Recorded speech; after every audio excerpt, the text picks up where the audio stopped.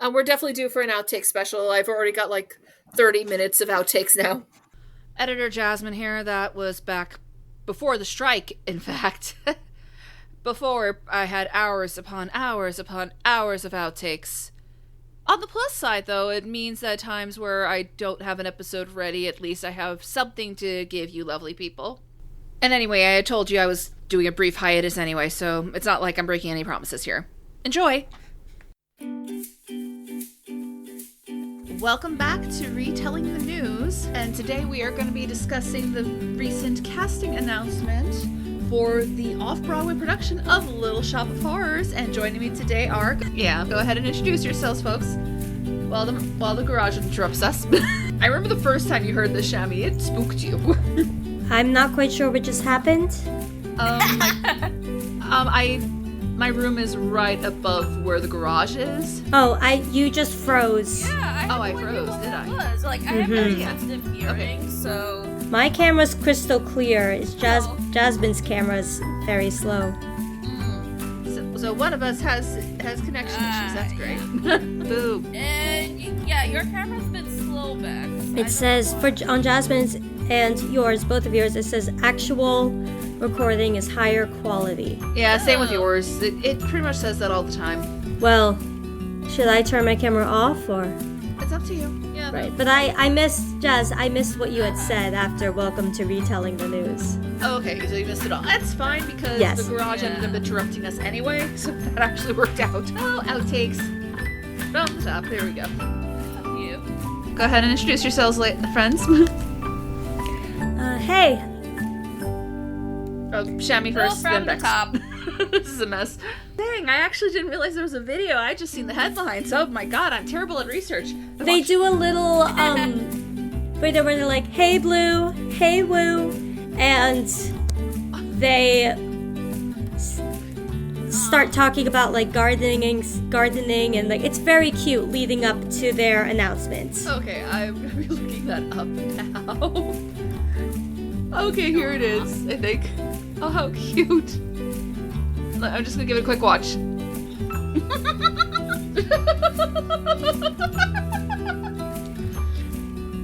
It's cute, right? That is so cute. And yeah, okay, I will definitely be putting like the audio for that into the podcast, so that is too perfect.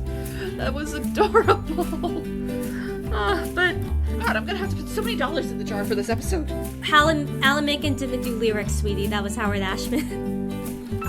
Oh my god. COVID really did fuck up time. But yeah, there was some controversy because people considered her to be ungrateful because it seemed like she was kind of getting a little tired of what she was working on at the time. Though that's why we should do I'm gonna get you in the Mythomania, baby. Somehow I forget exactly. I think she has an official trip down to the farm, and Bigby is going there anyway because one of the three little pigs has broken out of the farm and tried to live in Fabletown again, and so they're deporting him once more. Sorry, I said I know I'd put a pin in it, but I think I can make this short enough that we can continue on before we've all died of old age. I will say that... Oh, sorry, go ahead. No, because I'm not too familiar with his work with DC. I do know that you have beef with him for what he did to Stephanie Brown and to Leslie Hopkins. I'm wondering if you could delve into that a bit. I will get into that. I'll go ahead and give you the really short primer on how he has beef with DC about Fables. They decide to do a story lane. Oh, okay. So then I need a minute. Wow. Okay. I think Volume 11 was the most recent one that came out, and Volume 12 is about to come out, and it's published by Dark Horse Comics. And I am intrigued that, a superhero, a lady superhero that one of her major things is bondage isn't exact. Well, it may sound kind of questionable. That is how we got Wonder Woman, so... Yeah. Right. And I will say, in one of the later volumes, you find out there is a reason why this keeps happening to her. Ooh. and one of the big themes in there is how she keeps being given every reason why she should quit and just say the hell with this, I'm gonna go work in an office somewhere, but she doesn't because she's an actual hero. And it winds up by the end of one of the early episodes, she has a household established where it's her boyfriend who used to make a living by being a minion for supervillains and then robbing them blind,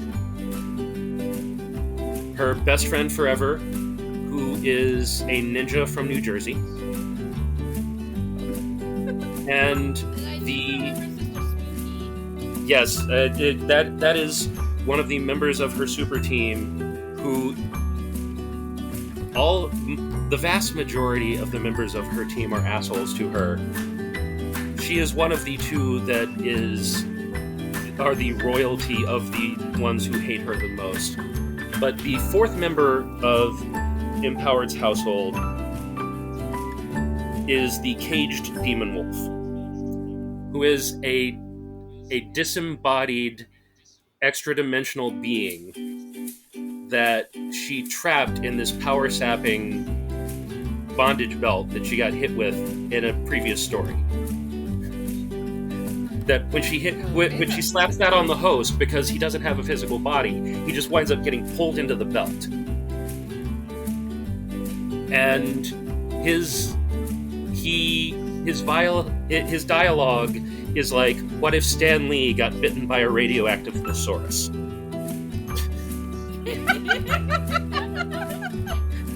Okay, yep, okay, that'll definitely be fun to plug. I think I did just find it on Hoopla, so thank you for that, Brady. Yep, okay. And you can also find it on Tumblr, but I think I can give you a link to it. That would be fabulous. Yeah. I've gotta ask. You didn't have to cover Holy Terror for that, did you? Oh Jesus, I hope not. Wait, I have it here somewhere. Give me a second, because I covered so many.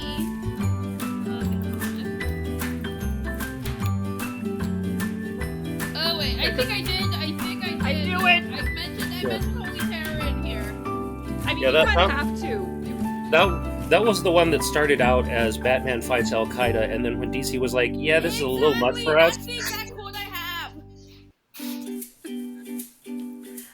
Yeah. Oh, it is awful. I'm so sorry. I am sorry that I couldn't include fables in this, because like we were really pressed for time. I had to cut it down to 21 pages. Because it would have been longer if I had included everything. But one day I will write a continuation of this. If you do, would you mind if we added the fables? Because eventually the Patreon page is going to be open, of course. Yeah. And that would be interesting bonus material if you are willing, of course. Yeah, absolutely. Sweet. And here is the link. Thank you, dear. No, I'm just trying to... This is what happens whenever I read them for filth. That's what happens when you know someone for almost 20 years. Yeah, we met each other freshman year. Aw, that's crazy. We are so old. But hey, That's the sound my knees make every time I get up. but yeah, I need this podcast to have a walk and talk. That's what I need this podcast to have. okay, that's 3. Yes. I'm sorry, I had to. I know, It was. I know, because that is the reason you are a huge fan of Bradley Whitford, of course. It will go in the outtakes once this is all said and done and over. Yeah, you know what? Go ahead, and I am giving you some time to gush about the West Wing since I put. Listen, it's just so perfect. It's what everything should be in life in America, and it's the best thing ever. And it got me through so much, and it made me so happy. And we got a Latin American president, and he was like, wasn't Jimmy Smith playing him, or? Yeah, it was Jimmy Smith, I believe, wasn't it? Really? Or no? It's No, not, it was. He was never president. No, he was never president. He was in it though. I know. No, it was the guy who played. One of the Oh Sheens. God. It was one of the Sheens. No, Martin Sheen played the president, but then in the election episodes, it was Amy's dad in Brooklyn Nine-Nine. Yeah, Jimmy Smith. That's Jimmy Smith. I didn't know that was his name. Okay, in fairness, I didn't know that was his name. He gets elected at the end of the series.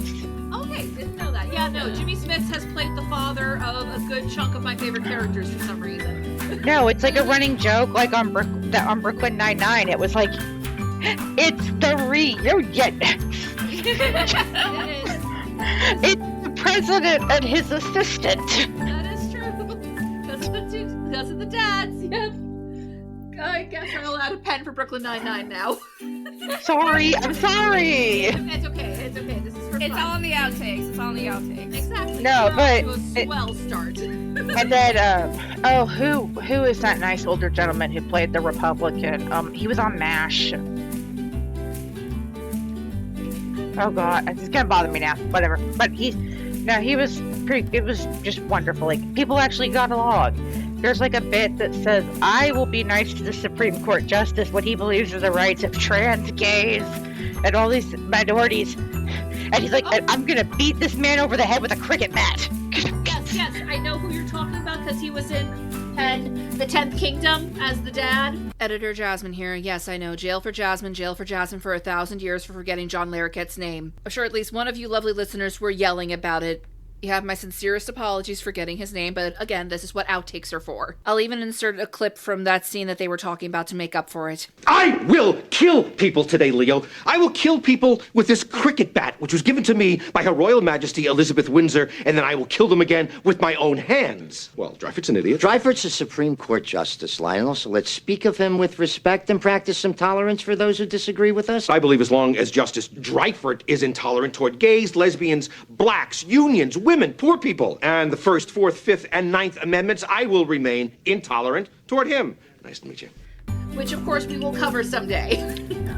We can't not cover See, I the know. 10th Kingdom. Forget it. Once upon a time before Once Upon a Time. Ah! Oh my god, we're out of control. Okay, But especially with it being a Gen X media, like with the name Gen X. Oh, I'm sorry. Gen Z. You're right. I'm sorry. That was. Listen, they get okay. confusing. It gets confusing. Yep. I am easily confused. I won't say what I want to say because struck work, but I do have something I have want to say, and I'm not going to say it. You can go ahead. I'm not going to say it. I'm not saying it. it. I don't care. I'm not saying it. Okay, fine. You don't want to contribute to more of these? Fine. No, I do not want to contribute to more of these. Well, like I said, he's not said to be bi, but like you could absolutely read that energy in the sequel. It does to not Stray help Kids and the that Eldest Daughter. in certain struck work, his actor is bi. Frank Wildhorn deserves more respect. Oh, that No, is listen. Controversial. No, listen. Like, I have a special affinity for Bonnie and Clyde. It's my hometown. Oh, yeah. Their hometown of legends. That musical got the shaft for no good reason. Like, it was actually really good, and I maintain that Made in America is the ultimate millennial theme. Oh, yes. Boo! I've decided to cite my sources.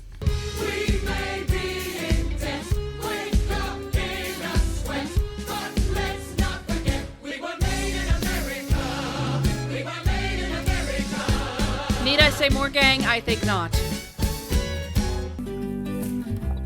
No. But, yeah, no. And it actually, fun fact, hot take here. The West End cast is better. They actually get the accents right. Which is very funny. Laura, Jeremy, you are from Texas. What the hell are you doing? You are from Corpus. You are from Corpus Christi. You are from an island in Texas. My debate coach's mother taught you. The absolute nerve, gumption, gall, and audacity you had to mess that up. Oh my god, this is gonna be like half outtakes. Oh my god. I have strong feelings about Texas accents.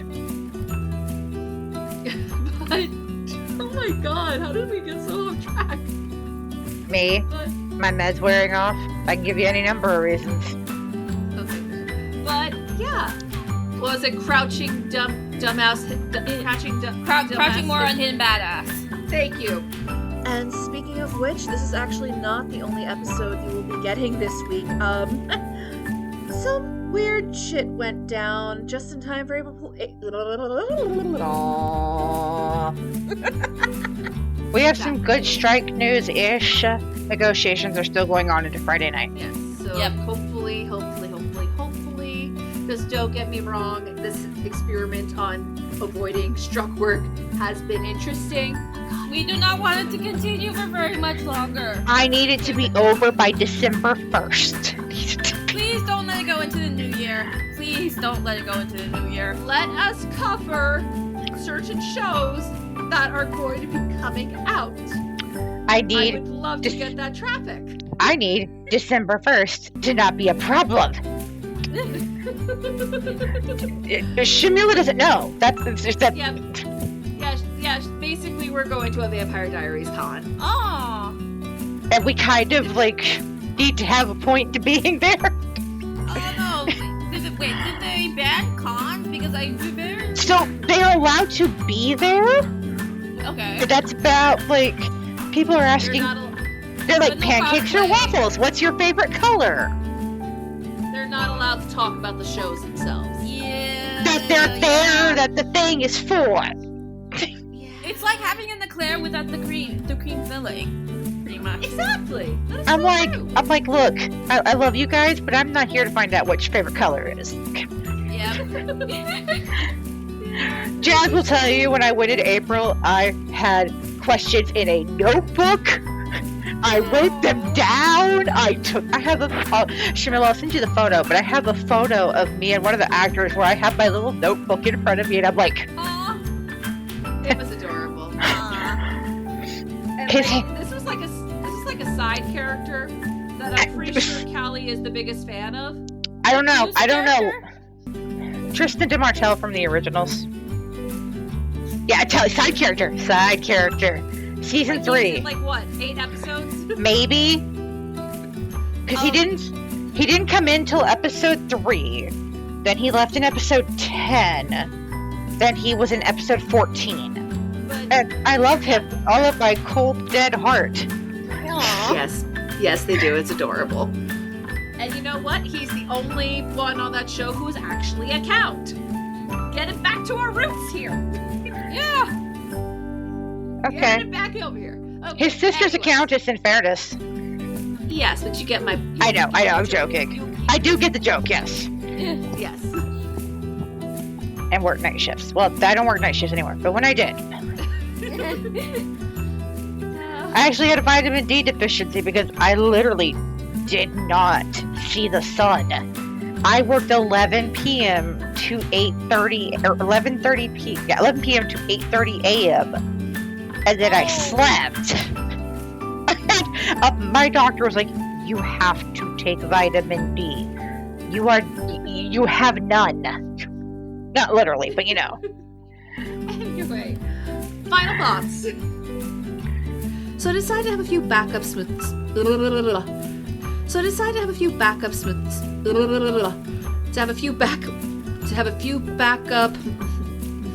Ew, David.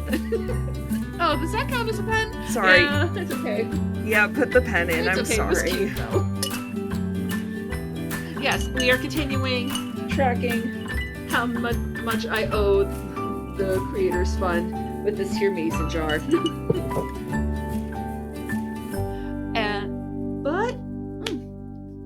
Oh god, I've lost track of my thoughts. No, I can only express my rage in references to things I can't talk about because they're struck work.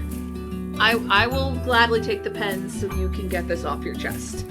Flames on the sides of my face. Yeah, that about sums it up. But anyway, oh my god, we'll get more chronological in a minute, or just get into Comet of 8212. Please. Is he really horny in that one? I don't feel like Pierre is horny in that one. Il est charmant, il n'est pas du sexe. That is true. Well, that's why. You could play it that way. Yes, he is. But I have to disagree with you, Sam, and My Fair Lady, because I saw the revival with Laura Benanti. I saw it with Laura Benanti too, and it is a beautiful revival. It looks lovely.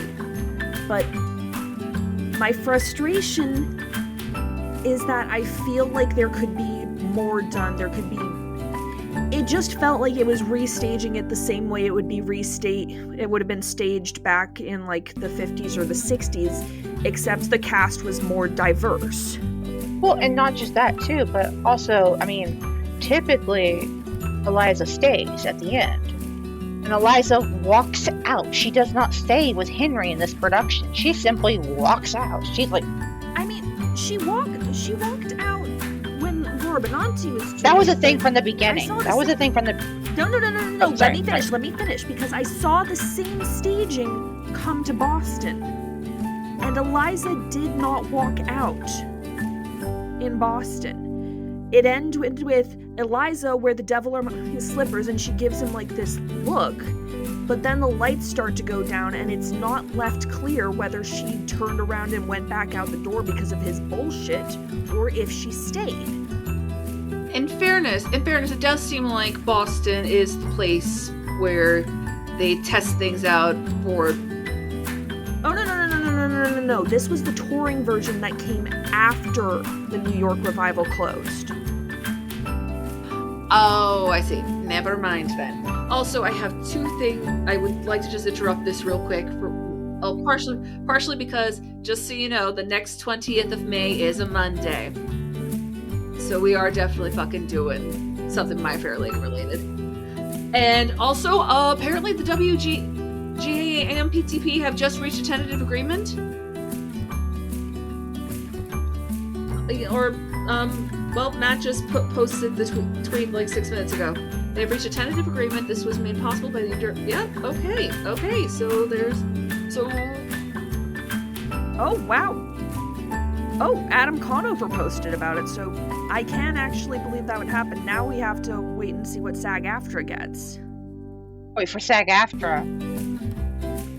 But I think if now that WGA is settled, I think it's going to be a lot faster to get SAG-AFTRA.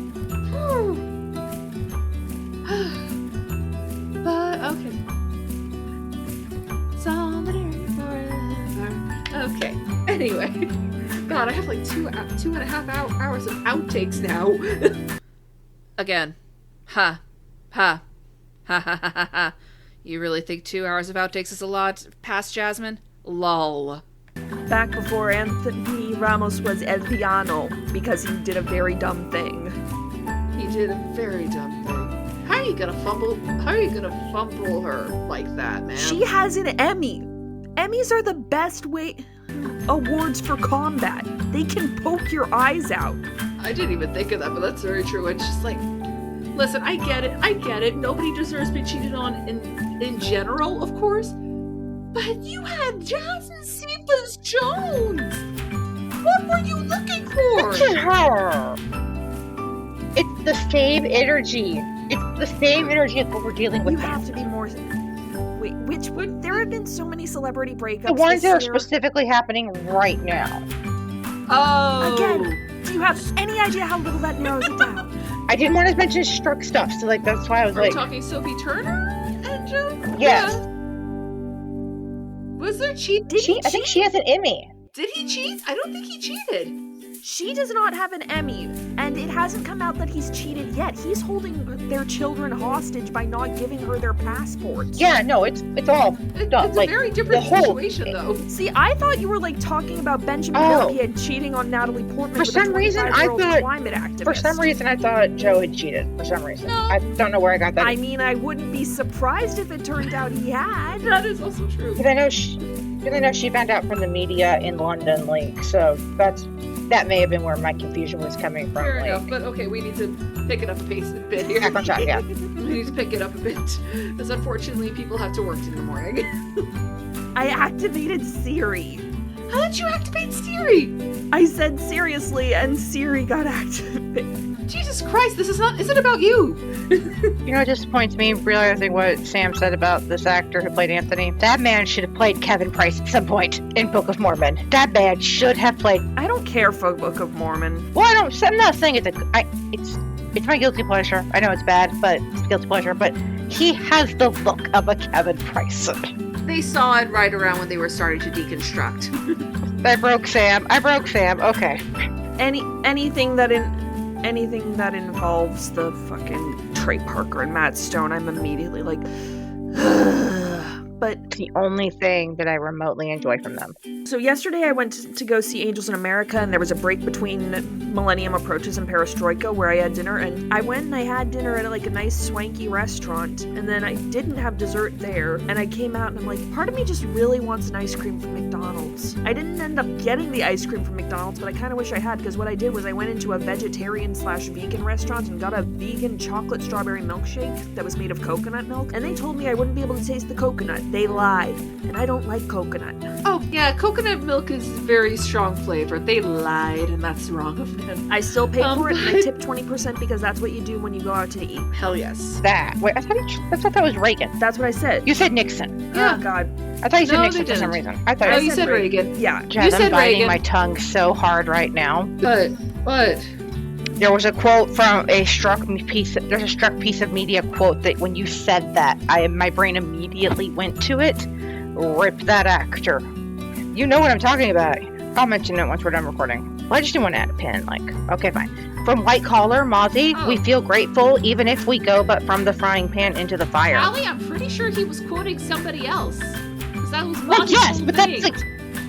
Well, yeah, but that's where I learned it from. But that's not the same thing as quoting struck work. Well, yeah, you don't have to cite your sources. Okay, well that makes me feel better. That's what I thought I was doing. You don't have to cite your sources. Listen, I'm tired. It's been I'm dumb. Just. It's okay. You are not dumb. Stop. No, you're not dumb. Don't do the self-deprecation bullshit. Don't do that, or we'll make you do push-ups. I am trying to edit and get my revamped version of 6D OSW out before the strikes end, but at the rate that executive dysfunction is going, that might not happen. I'm very tired and very sad, and I need a job. Please send help. And that seems like the perfect time to end this outtake special because A, that definitely seems like enough time for one, and B, that is a perfect excuse to bring in the pluggables, y'all. As always, you can find me on Twitter, Tumblr, TikTok, and Blue Sky at Faye Riviera, and you can also follow this podcast on Twitter at IER Podcast. If you'd like to help us reach the next chapter of our story, please consider spreading the word about the podcast, leaving us ratings and reviews. And if you're feeling extra generous, please consider donating to our Patreon, Ko-Fi, or the Support the Show link below. And remember, our Musica Universalis, Hadestown, and Prince of Egypt episodes are still upcoming, and I hope you're all looking forward to that.